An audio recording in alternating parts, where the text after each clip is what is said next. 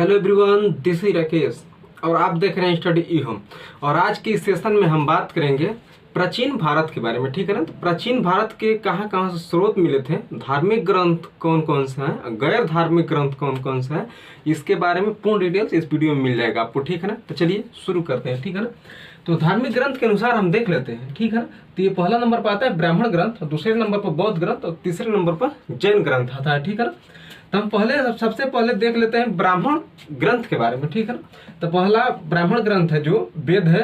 वेद से हमें बहुत कुछ साक्ष्य मिले हैं। ठीक है ना। ब्राह्मण, और तीसरा उपनिषद, और चौथे नंबर पर आता है पुराण, और पांचवें नंबर पर आता है वेदांत, और छठे नंबर पर आता है आरण्यक, और सातवें नंबर पर सूत्र आता है, और आठवें नंबर पर आता है धर्मशास्त्र, और नौवें नंबर पर आता है महाकाव्य। ठीक है ना।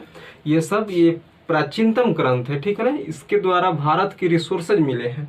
अब हम देख लेते हैं बौद्ध ग्रंथ में कैसे कैसे क्या हुआ था। ठीक है ना। वर्णन हुआ है भारत का। ठीक है ना। तो ये सूत पिटक जो ग्रंथ है इसमें, और विनय पिटक और अभिधम पिटक। ठीक है ना। इस तरह से जैन ग्रंथ में प्राचीनतम जैन जो ग्रंथ है वो क्या है, पुओ है। क्या है, पुओ। ठीक है ना। अब देख लेते हैं कि गैर धार्मिक जो ग्रंथ है ये कौन कौन से हैं, इसमें भारत का वर्णन किस प्रकार से मिलता है। ठीक है। तो एक पुस्तक है अर्थशास्त्र। ठीक है ना, जिसके लेखक चाणक्य है। ठीक है ना। अब पुस्तक का दूसरा नंबर है इंडिका जो मेगस्थनीज ने लिखा है, और तीसरे नंबर पर है महाभाष्य जो पतंजलि ने लिखा है, और चरक संहिता चरक, और पंचतंत्र विष्णु शर्मा, अब ज्ञान शकुंतलम जो है कालिदास। ठीक है ना। ये गैर धार्मिक स्वरूप है, जिससे क्या होता है, इससे इन सब बुक के अंतर्गत भारत का पूरा डिटेल्स मिलता है। ठीक है ना। अब देख लेते हैं कि जो विदेशी यात्री आए थे वो भारत को किस प्रकार से क्या कहे थे, क्या उनका विचार रहा था, इन सब ने दिया था। ठीक है ना। तो विदेशी यात्रियों का विवरण। ठीक है ना। ग्रीक को ही यूनानी कहते हैं। ठीक है ना। तो ग्रीक के कौन कौन से लोग यहाँ पर आए थे। ठीक है ना। तो मेगस्थनीज आया था, आर्टेसियस आया था, हेरोडोटस। ठीक है ना। और चीनी यात्री कौन कौन थे, तो फायान था, ह्वेनसांग था, सुंग युंग था। ठीक है ना। और एक इत्सिंग था। और देख लेते हैं मुस्लिम में मुस्लिम कौन आया था, तो इब्न बतूता, अल-बरूनी, और ये कौन है, अल मसूदी है, और चौथे नंबर पर आता है फिरदौसी। ठीक है ना। तो अब देख लेते हैं, सबसे पहले आज हम शुरू कर रहे हैं प्राग ऐतिहासिक काल यानी प्री हिस्टोरिक पीरियड, जिसको पाषाण काल भी कहा जाता है। ये किस पर आधारित है, और शेषों पर क्या है आधारित है। ठीक है ना।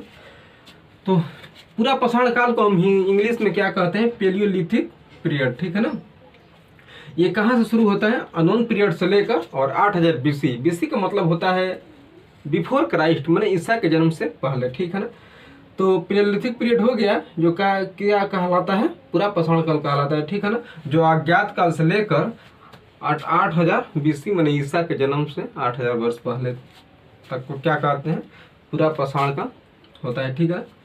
इस काल में मनुष्य के द्वारा आग का आविष्कार किया गया था। पूरा पाषाण काल में ही क्या किया गया था, आग का आविष्कार किया गया था। और पूरा पाषाण काल पूर्ण रूप से भोजन संग्रहण पर क्या था, आधारित था। ठीक है। इसी काल में मानव शिकारी हुआ करता था। इस काल में मनुष्य पत्थरों का औजार का क्या करता था, निर्माण क्या करता था। ठीक है ना। और ये पूरा पाषाण काल की हम बात कर रहे हैं। इस समय आग की खोज हुआ, पत्थर का खोज हुआ। ठीक है ना। बहुत सारे औजार जो पत्थर के बनाए जाते थे उनका भी खोज हुआ। ठीक है। तो हम देख लेते हैं, इसी काल में मनुष्य पत्थरों का औजार का निर्माण किया था। ठीक है। इसी काल में मानव शिकारी हुआ करता था। जो मानव शिकार करते थे पशु पक्षियों जानवरों को, ये इसी काल में पूरा पाषाण काल में क्या हुआ था। ठीक है ना। अब देख लेते हैं साक्ष्य कहाँ कहाँ से मिला है। ठीक है ना। साक्ष्य ये बेलन नदी घाटी, ठीक है ना, सोहन नदी घाटी और नर्मदा नदी घाटी से इन सब चीजों का क्या मिला है, साक्ष्य मिला है। ठीक है ना। अब पूरा पाषाण काल से गुफा चित्रकारी क्या किया गया, पाया गया, मतलब इसी काल में चित्रकारी भी क्या था, पूर्ण रूप से व्यवस्थित था। ठीक है। ये भीमबेटका भोपाल यानी मध्य प्रदेश के पूरा पाषाण काल से ही प्राप्त हुआ है। ठीक है ना। अगर वीडियो पसंद आया है तो चैनल को सब्सक्राइब करें, लाइक करें। मिलते हैं नेक्स्ट क्लास में। जय हिंद, जय भारत, टेक केयर।